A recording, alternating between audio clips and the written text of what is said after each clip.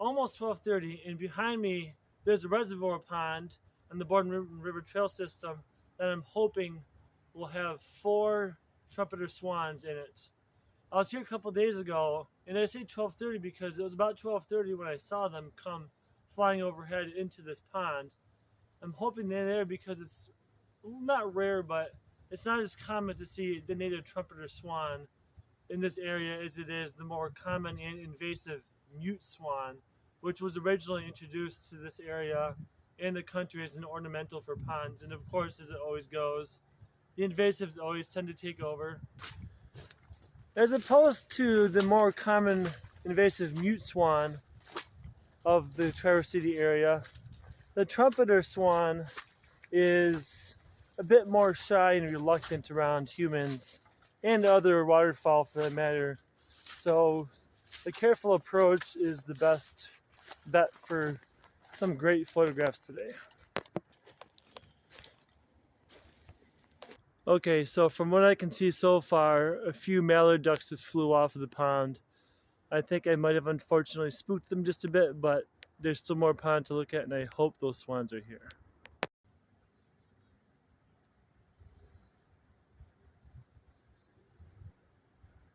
I'm a little bummed because when I went to inspect the rest of the pond, I couldn't locate the swans. So instead I decided to start walking around and just exploring, because that's part of going out into nature, into a park or in the woods or wherever, is just to explore and just have fun.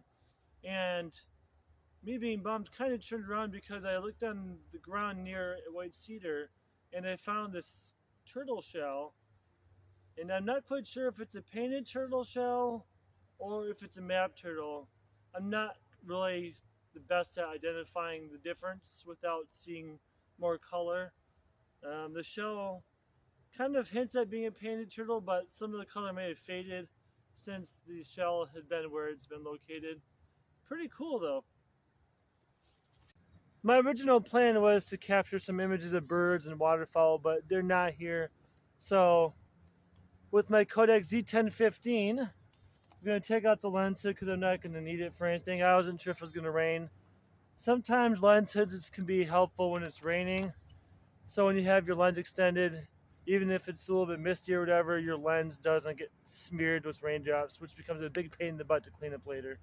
So I'm taking it off because I don't need it.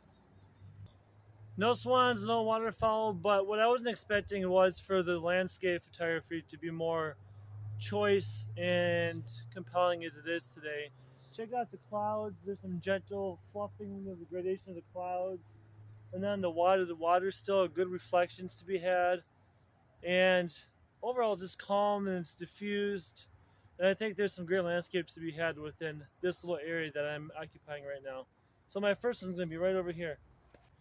I'm going to get nice and low for this composition to maybe pick up some of the foreground interest of the decaying leaves near the emergence zone of this pond. So wait for the rascal to turn on. There she is.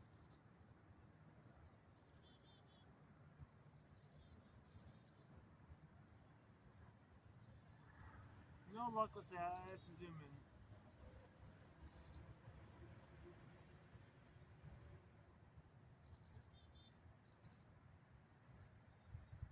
And of course the battery's almost dead. It's a good thing I brought another one.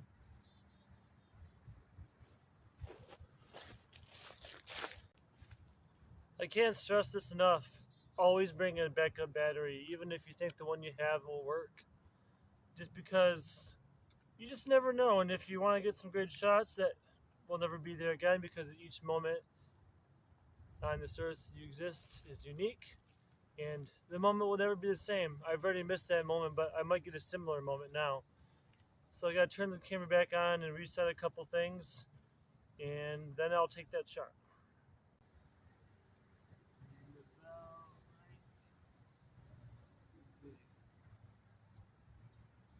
Maybe one.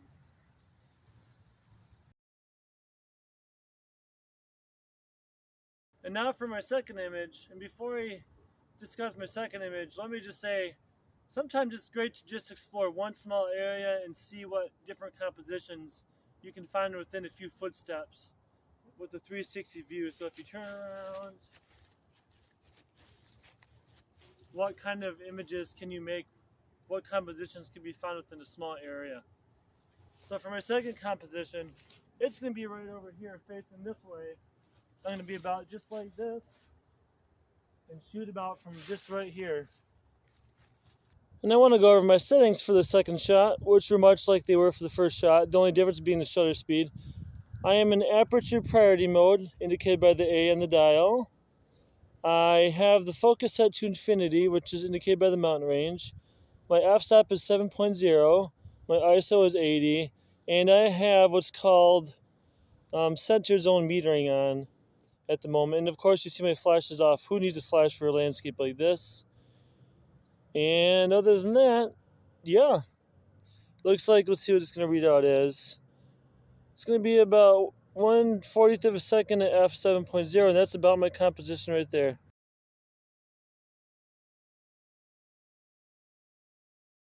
For my third and final shot, I'm going to zoom in on some white cedars across the pond that reflect in the dark greenish waters in the slight foreground. So all I'm going to do is zoom in, maybe not that much, maybe right here, and about right there, and take a picture.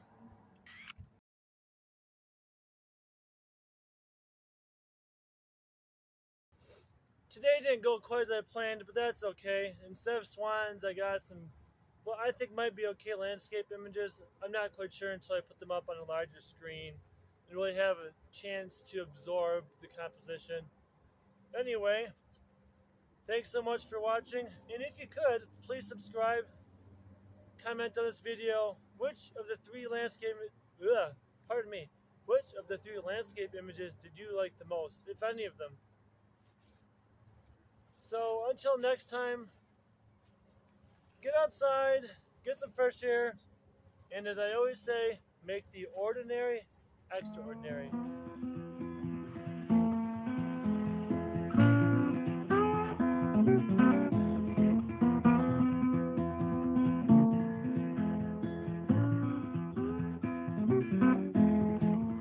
Curiosity killed Mercury. You're becoming